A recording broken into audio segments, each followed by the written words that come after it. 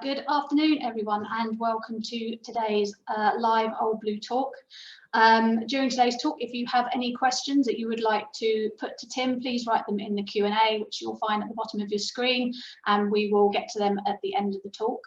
All I need to do is introduce you to today's speaker. It's Tim Vincent, live from Brazil. Thank you very much.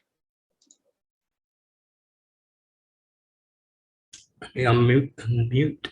Hello, everybody. It's 9 o'clock here. I've just had my breakfast. It'd be nice if, I don't know, you all said hello, so I know you can hear me. Yeah, we're all receiving you. Okay. All right, I have quite an extensive slide presentation to show you.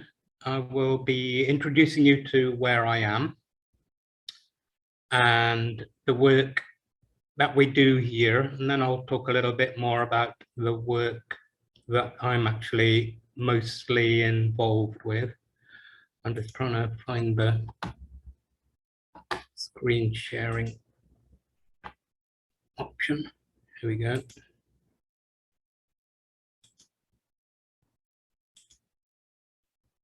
Okay.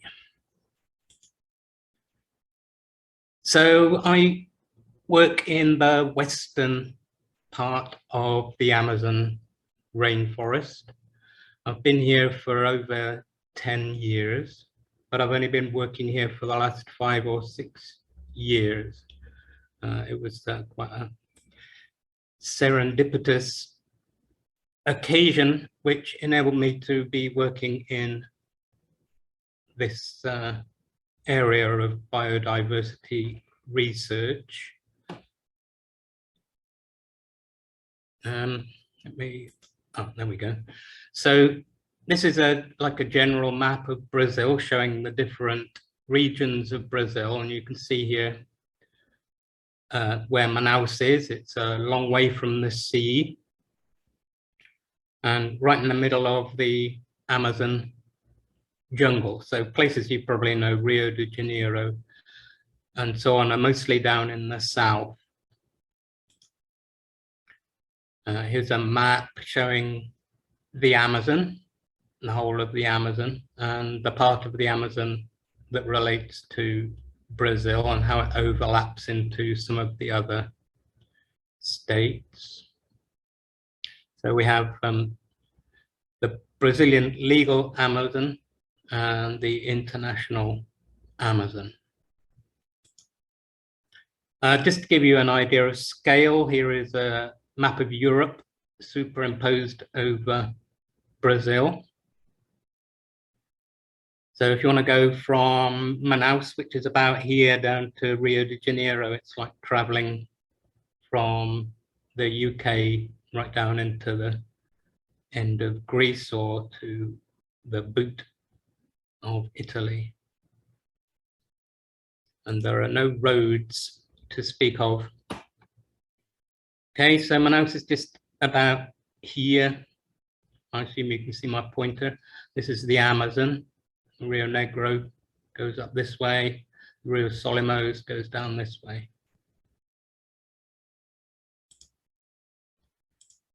Manaus is just about there. Here's a view of Manaus and the Rio Negro, the Rio Solimões, and the Amazon itself. So the Amazon, as such, starts where Manaus is, and you can see the two different kinds of water here. The water from the dark colored or tea colored, black coffee colored Rio Negro and the Rio Solimões. And it takes quite a long time for these two waters to mix, and it's quite a famous tourist attraction here to go and see the meeting of the waters and cross from one color water to the other color. I've highlighted here a reserve at Dolph-Duki Federal Reserve. It's very convenient to have this here, and a lot of biodiversity research is carried out in this area. It means a lot in terms of logistics to have somewhere that is so close and a relatively untouched patch of rainforest, but which also allows people to study the interaction between this urban development and the rainforest as well. And if you look at a time lapse of Manaus, you can see that Manaus is gradually kind of engulfing this reserve, a bit like an amoeba engulfing a bacteria or something. There is a lot of Portuguese influence in Manaus. This is the Manaus Theatre. Manaus used to be the richest city in South America because of rubber, and it was called the Paris of the tropics. And this is still in use. And if you're a tourist, you have to take your shoes off and put some slippers on so you don't scratch the floor. It's another Portuguese style building, and this is a large open air market here where the World Cup, some of the World Cup games took place. It's a bit of a white elephant now, doesn't get used very much, cost a lot of money. Cruise liners come all the way up the Amazon. It's about 1,000 kilometers. But there's a large port and you get big container ships docking here as well. And you can see how wide the river is, even 900 or 1,000 kilometers upriver. You can just barely see the other side. And in the background here, you can see the new bridge that takes you to the other side, goes south from Manaus. Okay, so this is the larger organization that PPBio is a part of. So here, all kinds of different researchers study different aspects of the Amazon. Everything from molecular ecology to fish farming and so on. And there's some nice collections of animals here. Here's the front of the building where I work. It's been around since the 2004. It was developed because there was no real coordination involved in biodiversity studies. People did research into biodiversity as part of IMPA as a whole, but there was nothing to bring all the researchers together and share information, and also not just with the researchers, but to share the information outside IMPA, to share in a global way. And so a lot of PPBio centers were set up. I'm just one of about 7 regional centers all studying biodiversity, and also trying to standardize the way that the data is collected. Because otherwise, if a researcher wants data or information, and the data or information is collected in different ways in different places, it's very hard to make a good comparison. Oh, let me go back. Right. Okay. I can't pause the video. I'm going to show you a video now, which was made about a year ago when we had no money. We're a government-funded organization, and the government decided and I'm not quite sure whether it's a good thing or not, but generally the government was cutting all money for research because they felt that a lot of it was being skimmed off for non-research purposes. So they thought, okay, we'll cut all the funding and then make people reapply so we can assess all these grants that have just been made kind of automatically year on year, and try to get things back on an even keel and maybe control things a bit better. But we were left without funding for about 6 months. So we put together a kind of a promotional video in order to try to encourage more funding.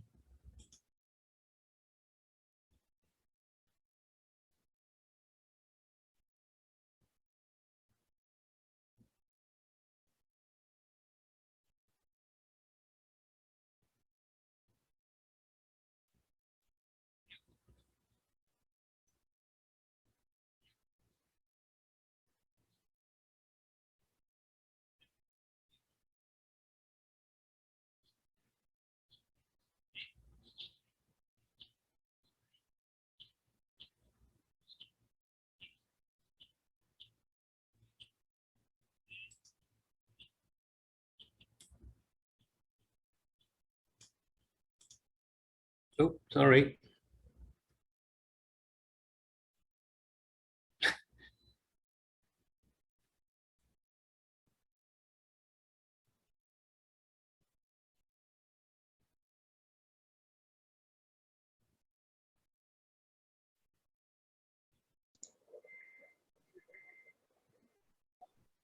There's no sound at our end, Tim, from the video.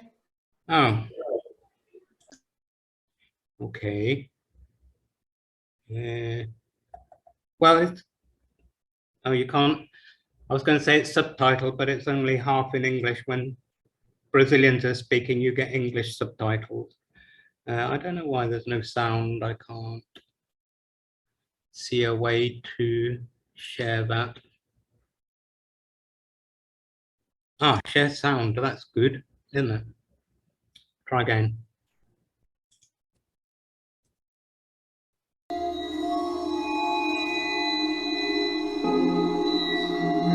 Better? Yeah. Okay. The Amazon is the most biodiverse region on Earth, and we have to understand why. The soils are poor, there is very little nutrients in the water, but somehow the forest is able to sustain not only itself, but sustain webs of life which support insects and birds and mammals, and we don't understand this. We don't understand how all this complex diversity of life has been sustaining human populations for thousands of years as well. If we don't understand the linkages, we can't take the steps necessary to preserve this fantastic area. We have permanent plots where we record what happens to everything from trees to microbial biomass to the smallest insects. It's the water, it's the soil content, it's the nutrients.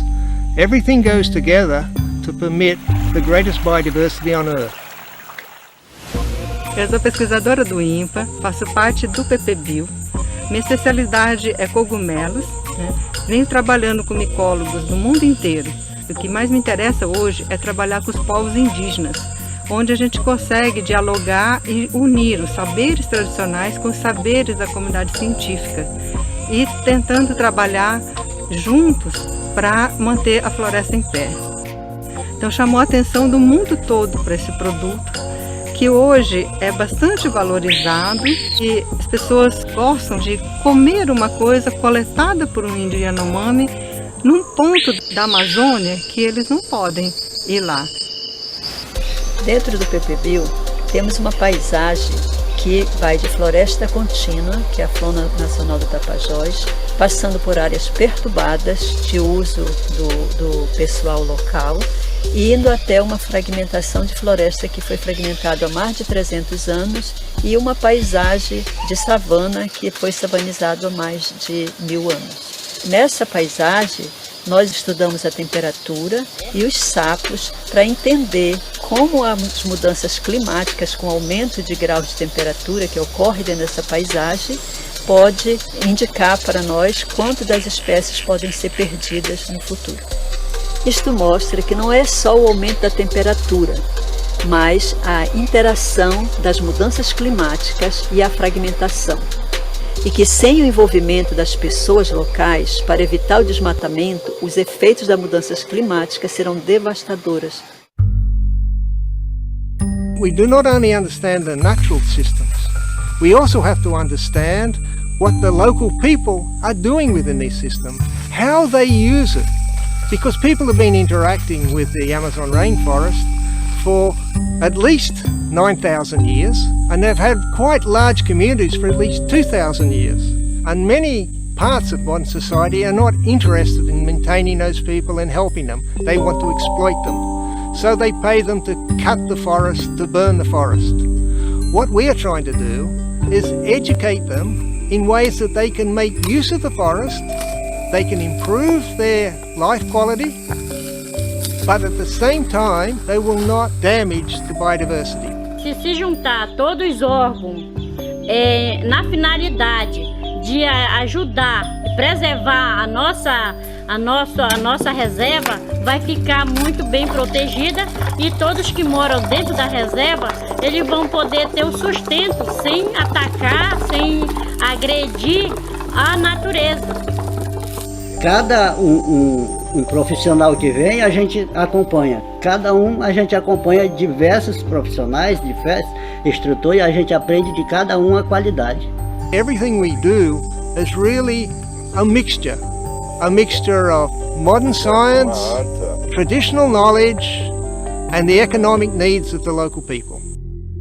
People have been cutting the forest for thousands of years, but when you cut a little patch of forest, the forest regenerates. It has an incredible capacity to return. But the problem is now we're cutting huge swathes of forest, and it's followed by burning. And if you cut and burn and plant grass, you can probably never get it back. Quando acontece uma devastação, que nem aconteceu uma queimada criminosa aqui, a floresta se acaba. Toda aquela riqueza vai embora junto e não volta mais. If we don't maintain the system, if we don't take away the incentives to cut and burn, we will not only lose all of this biodiversity, we will also lose a huge economic resource. O meu medo de acabar o PPBio é que finalmente a gente construiu uma equipe científica boa. Nós temos indígenas em vários locais no interior muito remoto da Amazônia que depende desse diálogo. E sem o PPBio, o meu maior temor é desconectar toda essa rede que a gente construiu nos últimos anos. E se acabar os pesquisadores, vai parar por aqui. É uma coisa que não vai mais evoluir, vai diminuir.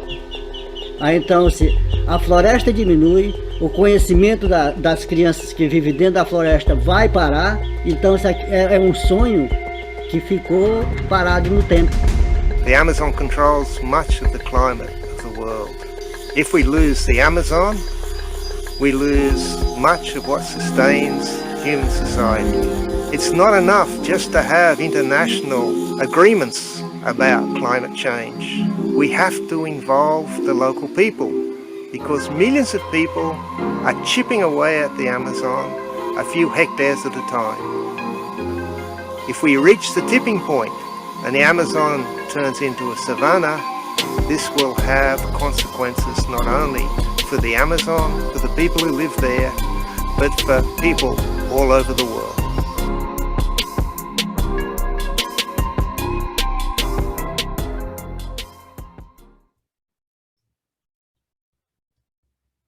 Okay, so there's a bit of an overview of the work that is carried out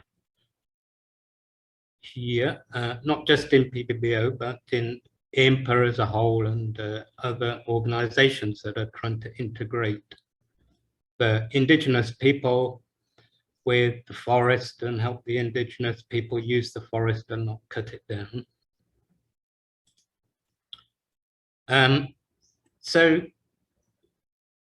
as my boss, Australian Bill, was saying, there is a lot that we still don't know about how the Amazon works. There's a loss of infrastructure. There's still large gaps in what we know and what we don't know. Now, one thing that you can say about Brazil is that it has still more than 30% natural forested area, despite all the deforestation that is taking place. So there is still a lot that can be studied here, but you need to study it in a systematic way. It's no good spending millions of dollars or pounds on sending somebody into the forest to study some creature or some function of the forest. This information needs to be useful, not just for somebody to be able to publish some research in a journal and so on. And also, if you want to compare, I don't know, the Amazon rainforest with the rainforest in Africa, you need to know that the data was away. And so you have to integrate and systemize how data is collected. And again, this is something that we work on and try to resolve.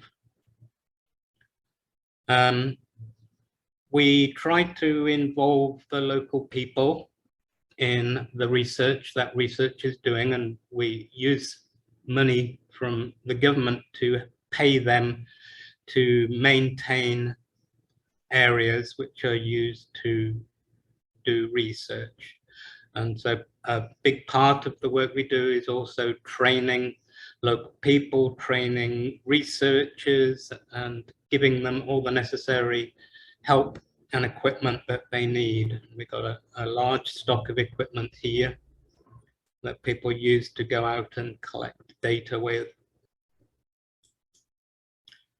There was a brief look at all the places where research is carried out. I'll show you in a minute a little bit more about all these places. Down along here, you can see like a line of research sites. This is actually going down a road called the BR319 from Manaus to Humid. And it's done like that because this really is a road that goes through the middle of the Amazon rainforest. So from the point of view of getting into the forest, it is more convenient, but roads are also a really bad thing for jungles because people use the roads to burrow into the forest and go and chop down trees and so on. This is the reserve that I showed you on the map that is near to Manaus. It's used a lot. I think it's one of the most extensively studied areas of rainforest in the world. What we have done there is created a grid. So all these lines here are trails that have been cut into the forest, straight line. And certain distances along these trails are smaller scale trails. And all this needs to be maintained and kept open. So there are people constantly going in here and removing fallen trees and vegetation. Each square here is 1 kilometer long. So these trails are quite extensive. Actually, 1, 2, 3, 4, 5. Mostly the work is done on a 25-kilometer square area. There's not much done in these extra areas here then. Another thing you'll notice is that from above, a rainforest looks quite flat. When you actually go into the rainforest, it's a lot of hard work going up and down these inclines due to the streams that over time have carved out quite deep valleys. So it's pretty tiring work. So just a little more detail. Where you have all these dots, you have a 250-meter trail going into the jungle, and it follows the contour so that the altitude remains constant along each of these what we call parcellas. So a little more detail, and you come off one of these main grid tracks, and you then follow a trail cut into the jungle, measuring frogs or birds or whatever it is over a 250-meter long distance. And this is a way of standardizing your data collection and removing one variable from the data you've collected, so you're not affected by difference in altitude. So logistics, as I said, we have a lot of equipment. We have a four-wheel drive truck for taking researchers to wherever they want to go. You arrive often at a local person's house, and they act as your host, and they will cook your food and guide you to where you want to go. And you have to cut a trail if you're creating one of these survey trails, and make sure all the time that you're at the same altitude. So we have these inclinometers, and one person walks around with a stick and try to find a nice place to cut a survey trail into the jungle. This is actually quite an open area, or not.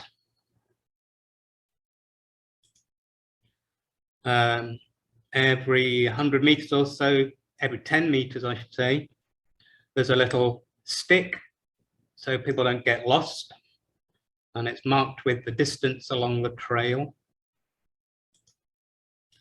It's hot and humid. Here's one of the trails here. A couple of pickets with aluminium numbers. Sometimes it's a little bit damp, but you still got to get the work done. Lots of nature to see. This is a small boa constrictor, but there are a lot of venomous snakes. And if I go back here, you'll see everybody wears Wellington boots in case of snakes.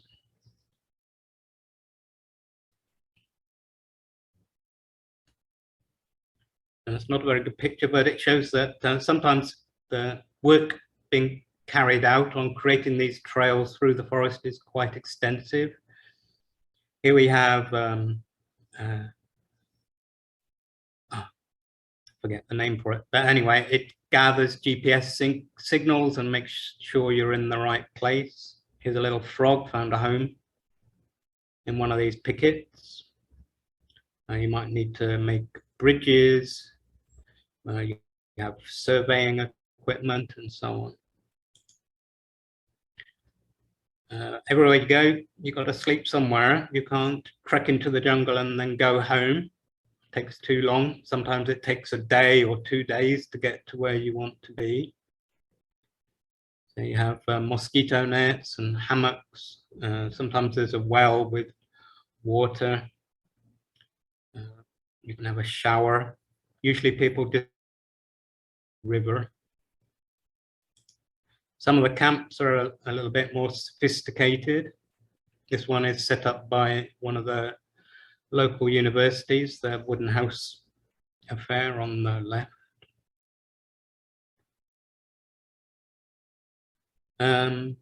Here is some of the workshops.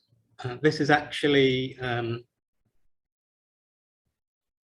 the university from the UK, Salford University, came here, their ecology course, and about 20 odd students came to spend, I think it was about 2 weeks here, going off into the jungle, coming back, doing surveys and so on. This happens to be after one of the fish collections.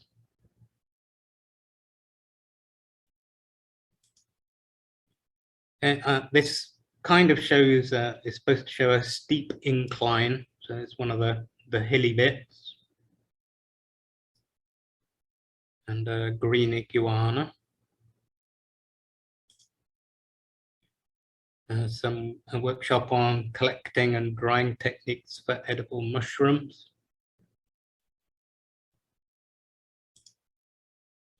This is a workshop I held on data management and uploading data to a data repository. This was in Santarém.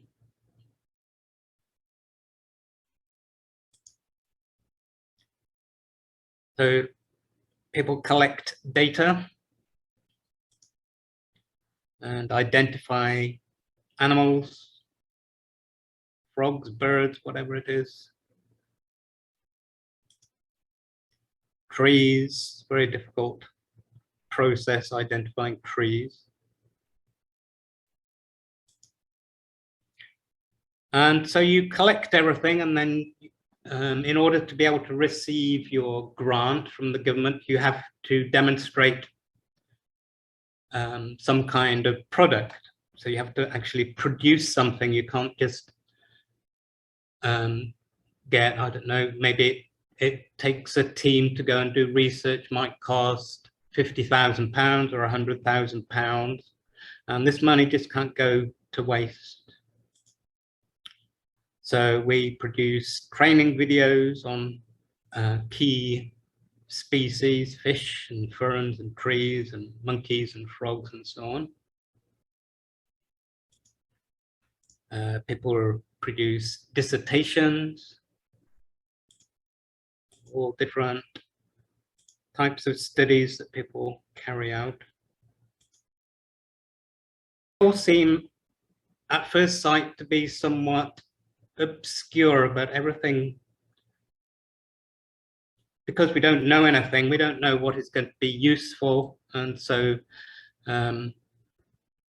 all this is available for other people to use on our website.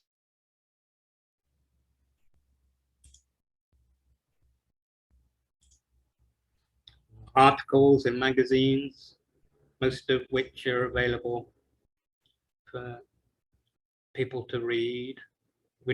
Most people try to upload their papers to magazines that don't charge people to read them. We produce identification guides, all of which are available free for download. So everything we produce must be free because the money we get comes from the government, so it's public money. So when we produce a book or an identification guide, we can't charge people to use something that was paid for by their own taxes. A number of books here. Although the titles are often in Portuguese, many of them are bilingual. We have online identification libraries. Portuguese for a library is a biblioteca. So we have a frog library and a bat library, turtle, tortoise library, fungus, harvestman, and ticks.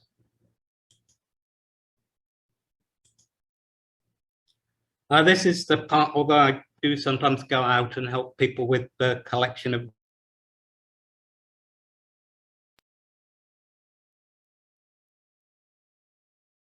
repository, where we share the data that's been collected, so people in other parts of the world don't have to spend money on traveling to the Amazon. If they have a particular interest, they may be able to find this data online. Our repository has 11 gigabytes of content, and now there are more like 600 data sets available. We share our data with an organization called Data One. So our data sets cover this area of Brazil here. Data One has 81 terabytes of data and over 800,000 data sets. So their data has this kind of distribution. Here you can see the data collected in Brazil compared to the data collected in North America, and you can see that it's very much reduced quantity of data, and it shows how understudied the Amazon is compared to rich countries. And it's also to do with the cost of data collection. This is data from GBIF, which is the Global Biodiversity Information Facility, where people can share their data. GBIF also collects the data from iNaturalist. I don't know how many of you have heard of that. And again, you can see, if you look closely at Brazil, a lot of the data collected in Brazil is along the coast, in the southern parts of Brazil. And here is the Amazon here, and there are huge gaps in the data that is collected.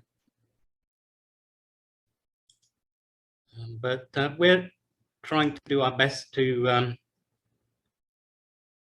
fill in some of those gaps. So that's basically my talk, my overview of the work that's being carried out here. And I tried to leave a lot of room for questions if there are any. I've got about 20 minutes left. Hi Tim, yeah, we have got a couple of questions. So anyone that joined after I introduced him, if you could type your Q&A, your questions into the Q&A at the bottom of the screen, and then I will field them out. So we'll go with what we have at the moment. A question from Janet is, what was your career from CH to the Amazon? Okay, this might take up 20 minutes. So if there are no other questions, then I'll fill in the time. When I left CH, I did at Aston University in Birmingham. I did chemical engineering despite having a preference really for doing biology, but everyone told me that you never make a good career out of biology, and it's much better, much more advantageous to go into engineering.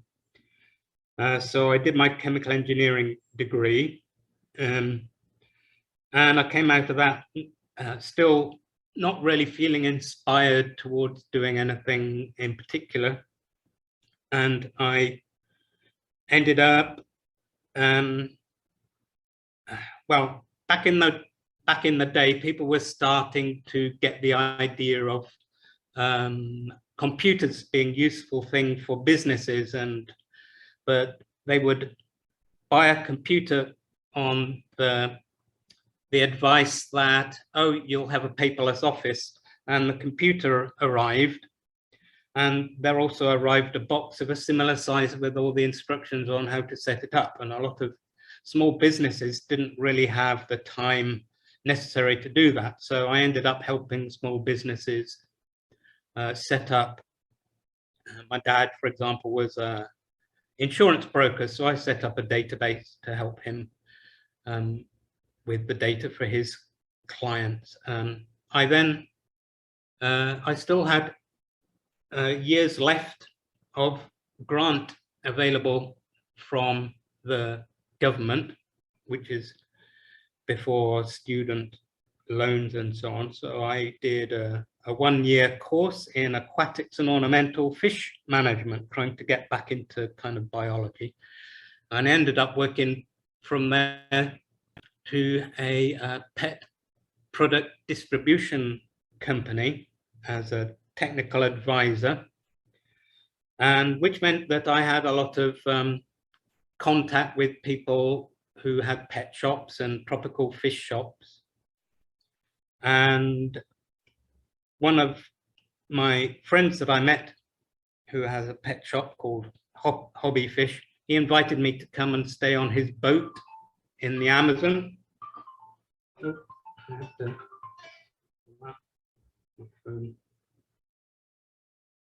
And he invited me to come and stay on his boat, which he had like a boat he would take tourists out looking at the rainforest, bird watchers, fish collectors, fishermen, and so on. So I ended up going for the first time to Brazil, and I had a holiday here. I was at the time an animal management lecturer at Bournemouth University, but I'd also been an animal management lecturer and fish and exotics lecturer at Sparsholt University College, I should say. And so that's how I kind of made contact with Brazil. And I ended up meeting a Brazilian woman and having a Brazilian baby. And as such, I now have a permanent visa. I started off teaching in an international school. And then someone said that Bill, my boss here, was looking for somebody to help set up the data repository. So I went for a chat with him, and I told him I had no idea how to do this, but I could read and I knew how to use Google. And he said, okay, fine. And so I did that, and I've been here ever since. Okay. Yeah, we've had a lot of questions in since, so that's good. So from Michelle, what is the biggest danger to the Amazon forest? Is tourism a good or bad thing? The biggest danger to the Amazon rainforest is people who want to make a short, quick profit from raising cattle or chopping down trees and selling the wood. On top of that, probably, as a foundation for that, is probably the lack of education here, and generally about the importance of the Amazon, but I do believe that is slowly changing. Tourism is generally a good thing because it enables people to get money that isn't money from exploitation of the rainforest, but you do have to be careful about the kind of tourism that you're trying to attract. It should be kind of educational, really. Some people come here and just do fishing, for example, which I don't think is particularly useful. Okay. Okay. So how do you calculate biodiversity? Is that a very broad question? I think you need to study a degree in ecology, really. But a lot of the time it really is just counting animals or plants how do I explain this? You have various scales, I guess, of measuring. So you can measure at a local scale, and you can say that there's a certain biodiversity in this area, and you can use that to compare with a different kind of environment in a different place, which is why you need to be able to standardize the way that you collect the data. For example, if you are counting monkeys, only one person can be used for counting these monkeys, and this particular person has a kind of level of expertise, so you have to take into account the level of expertise of the person in being able to detect these monkeys, and you use that to get an estimate of the total population, because you can't count everything, you can only count a certain percentage of the monkeys, but that percentage can be calculated over larger areas by making assumptions, basically, that you have an equal population of monkeys in a similar area. And that's basically that, but it's quite complex thing to be able to calculate accurately, and a lot of assumptions have to be made, and statistics and more statistics. So there's a lot of statistical methods and assumptions and so on. Okay. So from Jackie, you mentioned that data is free within Brazil because it's funded by public money, but your products are presumably available globally. Could more funding be obtained if you charge for the products accessed outside of Brazil? We are at the moment trying to promote the work that we do. There's a friend of ours in America who is trying to source more funding. Although we get most of our funding from the government, it is somewhat variable, and we have to keep, we can only get this funding by producing free stuff. Okay, so it's a kind of a catch-22.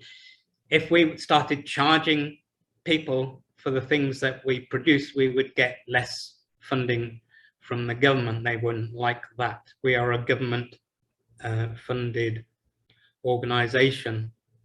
That doesn't mean that we can't get grants from other places for specific products. My job, for example, paid a salary. IMPA can't pay people directly to do research. Okay, so I have to get a research grant, which is not very much money. If I was doing my job commercially, I would be making about 3 times as much money as I'm making now, but I'd rather do this and teach English and whatever to sort of make a bit more money. Basically, the answer is no. It's in our contract with the government that the money we get, we use to create a product, which is research material for all these books, which are free for download and so on. And the more I can show that people are using our website and downloading our data, the more stable our prospects are for the future. But we don't know from one 6-month period to another whether we will have any money. So it is a bit of a I don't know, a knife-edge situation, really. We just have to hope that the work we do is seen to be useful and that we have value for the government. Okay, so from Max, do you think there are still species of trees and fungi which remain undiscovered? And what do you do if you find an unrecorded species? Well, my boss is a bit of a frog expert, and he has about he's been here about 30 years, and he has, I don't know, 3 or 4 frogs that he's discovered. The vice coordinator, which was the lady talking about fungi, she discovers new fungi all the time. One of the reasons why it's hard to identify some of the trees and plants is that they haven't been identified before. And you can just go out and spend a bit of time in the jungle, and if you concentrate on looking for stuff, because sometimes it's hard to see the wood through the trees, it should be quite easy to discover new insects, for example. But you need to be an expert, because thousands and thousands of insects have already been discovered. So you have to take your little bug to an expert on bugs, and you have to look at all the bugs that have been discovered already before you can determine whether or not you've found something that nobody else has ever found. But the collections we have here on insects are so big that even though an animal has been collected, sometimes it's not been identified, and people discover when they're going through the collection that there are identified species. So yeah, I would say that less than half of all the bugs here have been identified.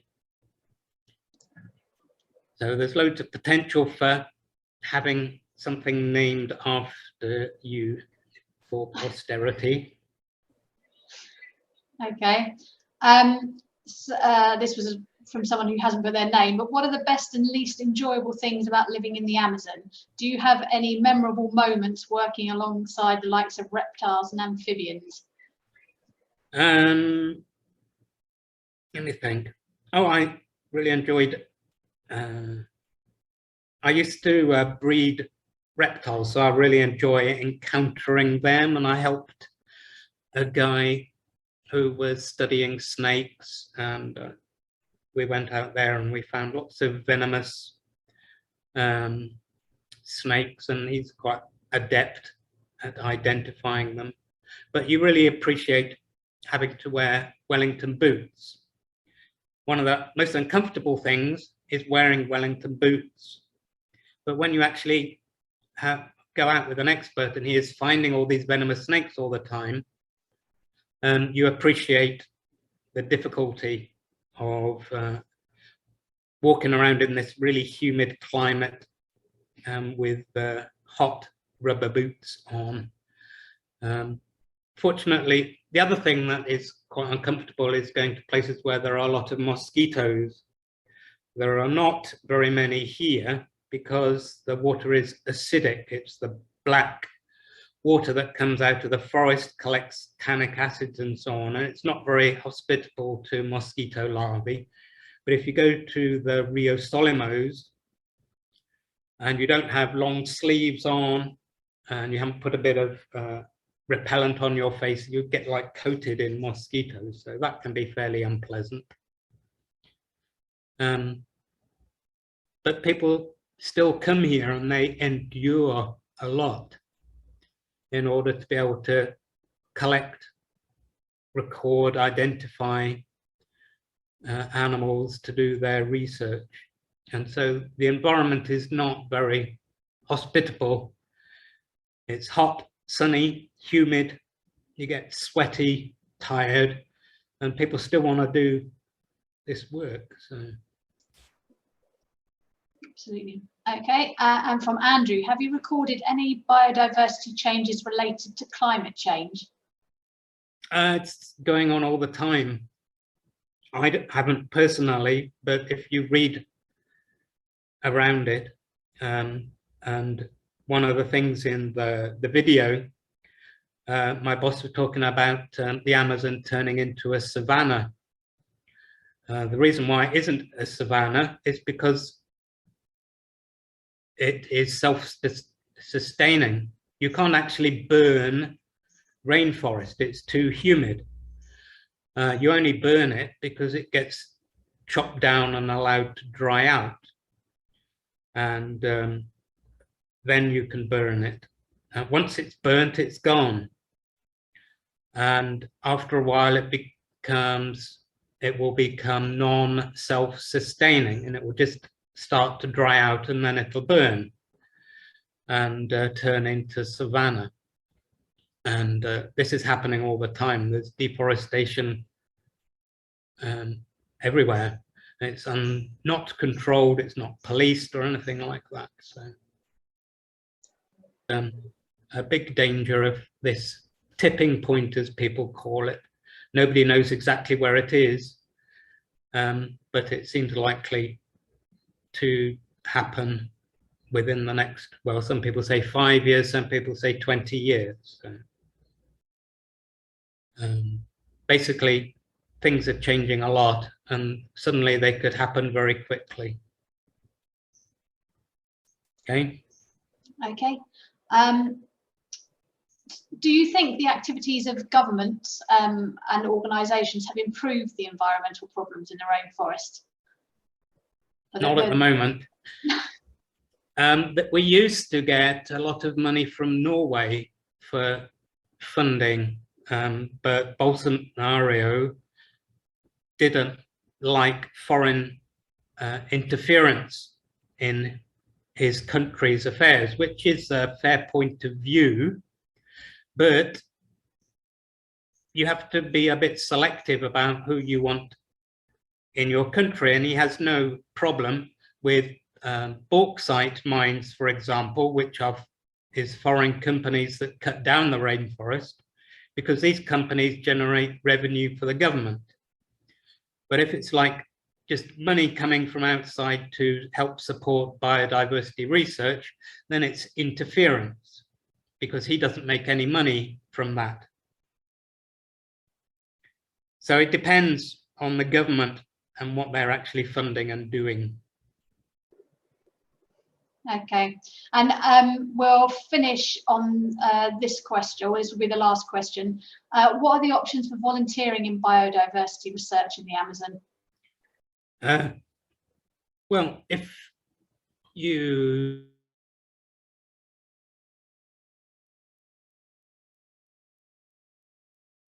UK coming here, like Salford University come every year now, learn what it's like to do research in the jungle, and I guess they're kind of volunteers since they're paying for their own airfare and paying to come here.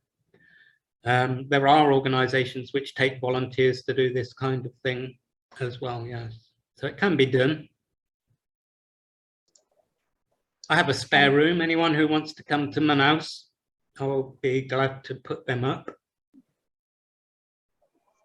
Okay, thanks very much. And you completely sold it to us as well by telling us how horrible, hot, humid, sweaty, and